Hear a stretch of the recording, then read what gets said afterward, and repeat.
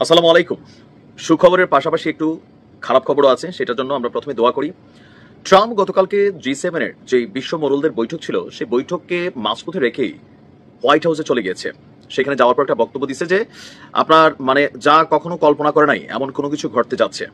ধারণা করা হচ্ছে যে ইরানের যিনি সর্বোচ্চ নেতা আছেন তিনি সম্ভবত খরচের খাতায় উঠে গেছেন।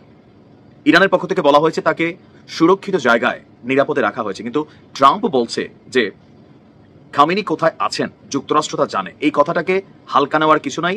গত 4 দিনে ইসরায়েল যা চাইছে, যেখানে চাইছে সেইখানেই কিন্তু অভিযান চালাইছে, সেই ব্যক্তিদেরকেই শাহাদাত করতে পারছে। ট্রাম্প কি চায়? ইসরায়েলকে ঝুঁকতে হবে, চুক্তি করতে হবে, কিন্তু ইসরায়েল কি ঝুঁকবে না। খামেনি সাহেবের গতকালকে যে বার্তা বিশ্বজুড়ে মুসলিমদেরকে নতুনভাবে অনুপ্রাণিত করেছে যে শেষ অবধি লড়াই চালিয়ে যাবে। ইরানের অবস্থা খুব বেশি ভালো না।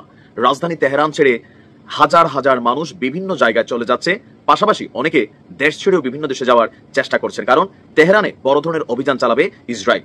আর ইসরায়েলের এই কথাকে হালকা কিন্তু নেওয়ার সুযোগ নেই। ইতিমধ্যেই আমরা যখন ইরানের বিজয়গাথা কাটছি, এর ফাঁকে কি ইরানে ইসরায়েল অভিযান চালাচ্ছে না? চালাচ্ছে। গেল 24 ঘন্টায় ইসরায়েলের বিপরীতে নিজেদের শক্তির সক্ষমতার জানান দিয়েছে ইরান। ইরানের সেনাবাহিনী গত 24 ঘন্টায় 28টি শত্রু বিমানকে শনাক্ত করেছে এবং প্রতিহত করেছে দাবি করেছে ইরান। এর মধ্যে একটি ছিল শক্তিশালী গুপ্তচর ড্রোন, যা সংবেদনশীল স্থান থেকে তথ্য সংগ্রহের চেষ্টা করছিল। খবর হচ্ছে আল জাজিরার। প্রতিবেদন অনুযায়ী ইরানের সামরিক বাহিনীর দাবি তারা ইসরায়েলের একাধিক পৃথিবীর সবচেয়ে আধুনিক, যেটাকে বলা হয়ে থাকে যে যুদ্ধের game changer, F-35 স্টিলথ fighter. স্টিলথ fighter মানে এই যুদ্ধ বিমানটার মধ্যে স্টিলের একটা প্রলেপ আছে, যার কারণে এটা যখন আকাশে উড়ে আপনি এটাকে আইডেন্টিফাই করা কষ্টকর হয়ে যায়। কারণ নর্মালি মার্কারি বা যে কালারটা আপনি দেখবেন যে মার্কারি কালারের মধ্যে একটা আকাশের কালার পড়লে আপনি সহজে খুঁজে পাবেন না, যেখানে একটা গ্লাস আছে। তদ্রুপ এই স্টিলথ ফাইটার জেটগুলোকে এমন ভাবে ডিজাইন করা হয়েছে যেটা যখন আকাশে উড়ে খালি চোখে আপনি দেখবেন না যে এখান থেকে কোনো বিমান আছে কিনা, রাডারকে ফাঁকি দেওয়ার জন্য। কিন্তু ইরান বলছে যে তারা এই ইসরায়েলের একাধিক 5টা F-35 স্টিলথ ফাইটার জেটকে তারা ভূপতিত করেছে এবং আরো শত শত ড্রোন তারা ভূপতিত করেছে।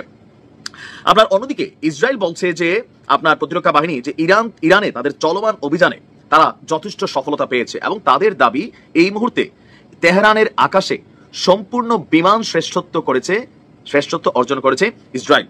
আর ইসরায়েলের দাবি যে তেহরানের আকাশ সীমার পূর্ণ নিয়ন্ত্রণ এবং দেশটির সর্বোচ্চ নেতা খামেনি সাহেবের অবস্থান শনাক্ত করে ফেলেছে আপনার ইসরায়েল। শুধুমাত্র ট্রাম্পের গ্রিন সিগন্যালের অপেক্ষায় আছে। অপরদিকে ইসরায়েল বলছে যে শত্রুদের বেশিরভাগ আক্রমণকেই প্রতিহত করা হয়েছে। তবে আমি যে জায়গাটা একটু টেনশনে আছি, G7 এর যে বৈঠকটা, এই বৈঠক থেকে জার্মানির চ্যান্সেলরের বক্তব্য দেখছেন যে ইসরায়েল ওই নোংরা কাজটা করছে যেটা আমাদেরকে করতে হতো। বিষয়টা বুঝতে পারছেন যে ইরান একটা সন্ত্রাসী রাষ্ট্র, এখানে ইসরায়েল যা করতেছে যদি ইসরায়েল না করতো তাহলে তাদেরকে করতে হতো। সো ইসরায়েল ওই নোংরা কাজটা করতেছে, তার মানে বড় ধরনের একটা অভিযান কিন্তু তেহরানে চলবে। আর এই মুহূর্তে আমার মনে হয় তুরস্ক বলেন, রাশিয়া বলেন, চীন বলেন, গোপনে প্রকাশ্যে যেভাবেই হোক ইরানকে মেশিন দিয়ে সহযোগিতা করতে হবে। মুখে মুখে কথাবার্তা, কূটনীতি। আমি আরবদের উপর আর ভরসা নাই। মিনিমাম লেভেলে তুরস্ক একটু ফরফরাইতো, বাট ফরফরানিতে আছে নাকি দিবে সেটা সময় বলে দিবে। ইরানকে আল্লাহ হেফাজত করুক, আরো বিজয়ের সক্ষমতা দান করুক। ভালো থাকুন। আসসালামু আলাইকুম।